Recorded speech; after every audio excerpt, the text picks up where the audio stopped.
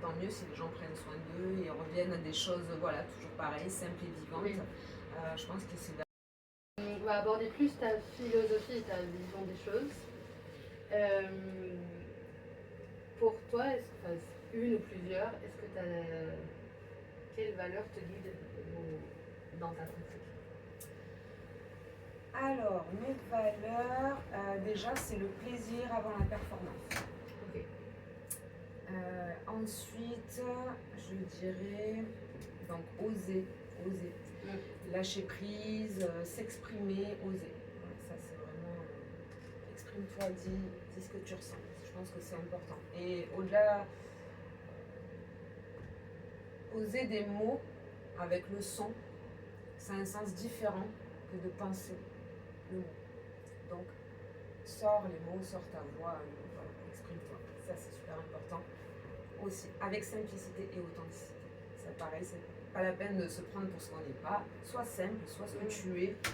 Donc, je dis ça parce que souvent, les gens pensent que pour chanter, il faut avoir des dons particuliers, qu'il faut avoir une posture. Non, c'est pas vrai. Tout le monde peut chanter sans forcément aller jusque être une star de la scène. Oui, c'est voilà. peut-être pas l'objet en plus. Voilà, c'est pas l'objet. Donc, c'est pour ça, quand je dis cours de chant, ben, les gens voient beaucoup souvent ça. Ok. Alors que non, j'insiste sur le fait que c'est vraiment abordable pour tout le monde. Donc voilà, simplicité au sens authenticité. Viens comme tu es, pas de problème. Ça, le partage, l'humain aussi, ça c'est important. Être bienveillant. Voilà, être bienveillant l'un envers l'autre, on est là pour apprendre, on fait tous des erreurs, on se trompe, c'est pas grave, c'est comme ça qu'on apprend. Enfin, voilà, ça pour moi c'est super important. Voilà, et donc, ouais, l'humain, le vivant. Voilà, c'est déjà pas mal. Ouais, mais tout ça, c'est vraiment indispensable pour moi. Ça se comprend, c'est quand même la base même de l'humain. Ouais, bah oui. Enfin, ça devrait en tout cas, ça n'est pas ouais. forcément tout le monde, mais... Ouais. Alors tu en as déjà parlé du coup, mais est-ce que tu vois le lien entre corps, voix, esprit, mental, est-ce que tu vois le lien de tout ça avec ce que tu pratiques? Complètement. Parce que quand on chante, on a besoin de son corps. Ouais. Donc, beaucoup de choses.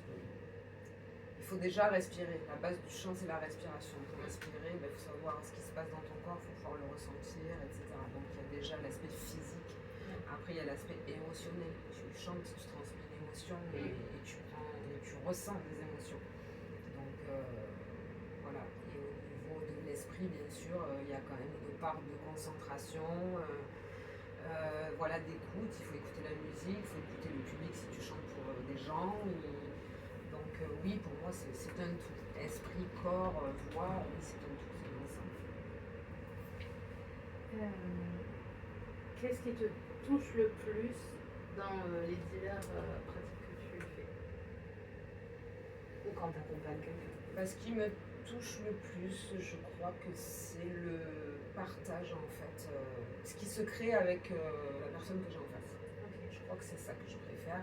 J'ai toujours d'ailleurs beaucoup d'attachement.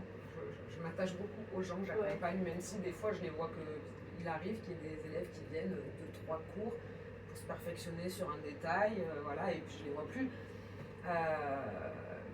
Même en 3 jours, j'arrive à m'attacher à ces gens-là parce qu'en fait, on est dans l'intimité des gens quelque part. Et donc voilà, j'adore ces côtés-là. C'est toujours à l'humain. Ouais, toujours à l'humain. C'est vraiment ça.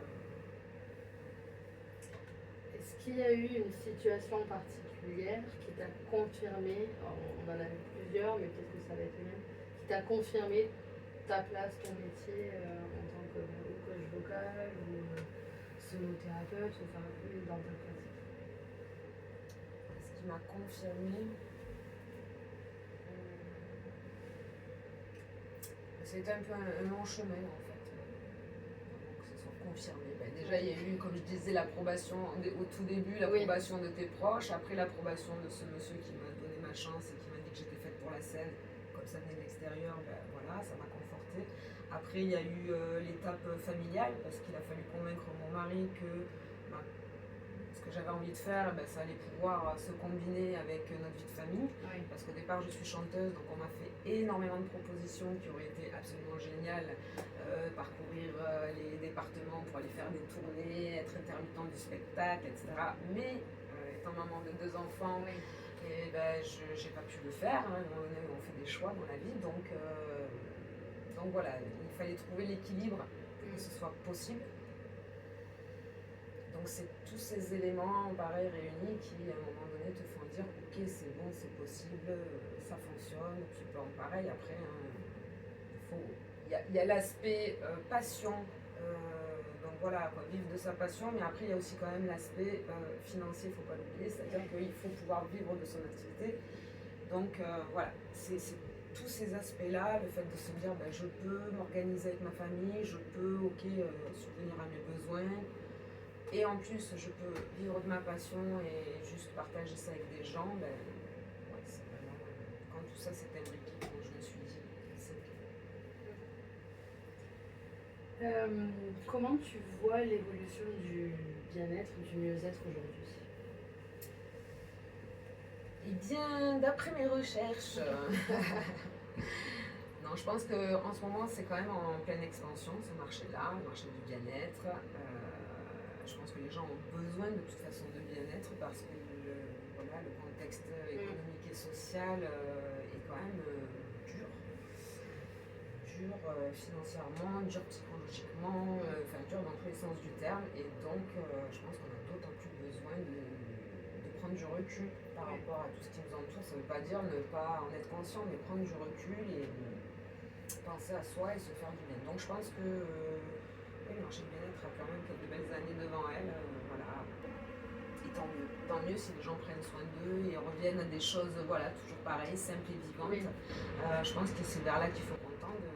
Étant maman de 2 enfants, j'espère que les gens vont se réveiller, vont s'écouter, vont partager et prôner. Voilà. Pour toi, qu'est-ce qui manque pour atteindre ça? Qu'est-ce qui manquerait aujourd'hui pour démocratiser ça, le mieux-être et montrer qu'il y a un retour aux choses simples qui peut être fait? Ben, je pense qu'il faut être visible et qu'il faut justement aller vers un public le plus large possible pour faire découvrir justement des choses qu'ils ne connaissent pas, aller dans des milieux divers et variés. Donc, ce que j'essaie de faire, j'interviens en crèche, j'interviens en EHPAD, j'interviens dans les associations, dans les théâtres, vraiment partout où quelqu'un me dit ah ben est-ce que ben oui bien sûr il y a toujours je pense qu'on peut toujours s'apporter donc voilà d'en parler un maximum, de le défendre et puis voilà d'accompagner justement les artistes comme toi qui en font la promotion parce que c'est voilà je pense que c'est tous ces indépendants qui se tiendront par la main qui pourront un peu porter ça et les démocratiser.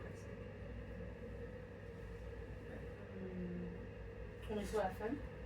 Est-ce que si tu avais un message à transmettre à une personne, peut-être qui ne te connaît pas ou autre, ou qui ne sait pas par où commencer, qu'est-ce que tu aurais à lui dire? Eh bien, j'aurais envie de lui dire que le plus dur, c'est souvent le premier pas. Donc, je t'encourage à le faire, à oser, à t'exprimer, pour vibrer, tout simplement. Toujours, oui, comme tu dis, le plus dur, c'est de se dire c'est bon, je peux y aller, j'y vais. C'est même pas de se le dire, c'est de le faire. Oui, déjà de le faire. Voilà, parce que c'est toujours facile de dire, ce n'est moins de le faire, mais de faire, de passer à l'action. Voilà, juste de se laisser une chance d'y arriver en fait. Au moins essayer. Au moins essayer.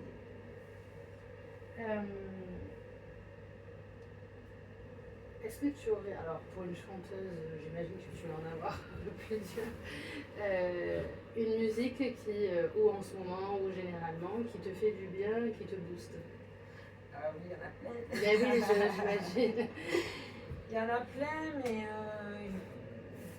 il y a une chanson que j'aime énormément, qui est de Maxime Le Forestier, donc elle n'est pas toute jeune. Ok. Alors le titre, est-ce que je vais m'en rappeler? Je ne sais pas, mais en tout cas, ça fait quelque chose comme un beau matin, on vient au monde, le monde n'en sait rien. puis on grandit, on recommence la danse de la vie, etc. etc. Et donc bref, il raconte, voilà, ni moins que la vie. Et je trouve que cette chanson est très parlante, même au jour d'aujourd'hui. Elle est un peu intemporelle. Je suis désolée, j'ai plus le titre en tête. Non, mais c'est pas grave. Merci en tout cas pour ce bel extrait, c'était très beau. Mais effectivement, le peu que j'en ai entendu, du coup, ça fait très écho, comme tu dis, même aujourd'hui, encore plus peut-être avec ce qui se passe en ce moment. Ouais, voilà, c'est ma chanson de cœur, on dirait. Merci. On est sur la dernière question. Est-ce que tu aurais quelque chose à me... Qu'est-ce que ça a pu t'apporter de tous les témoignages qu'on vient de faire dans l'interview, si ça t'a apporté quelque chose Ouais, je trouve intéressant en fait de poser des mots sur ces questions parce que peut-être que des fois on se les pose, mais pareil, on réfléchit intérieurement, mais on ne dit pas le mot. Et là, pour le coup, j'ai exprimé avec des mots et du son. Donc c'est un peu libérateur et pareil, ça permet de se dire oui, pareil, peut-être de me conforter dans ma posture. Déjà, ça m'a apporté ça. Après, ça m'a apporté du plaisir de te voir et de partager ce moment avec toi, même si j'ai plus parlé que toi. C'est souvent comme ça sur les témoignages. Mais voilà, un moment agréable en tout cas. Merci à toi en tout cas pour ce témoignage.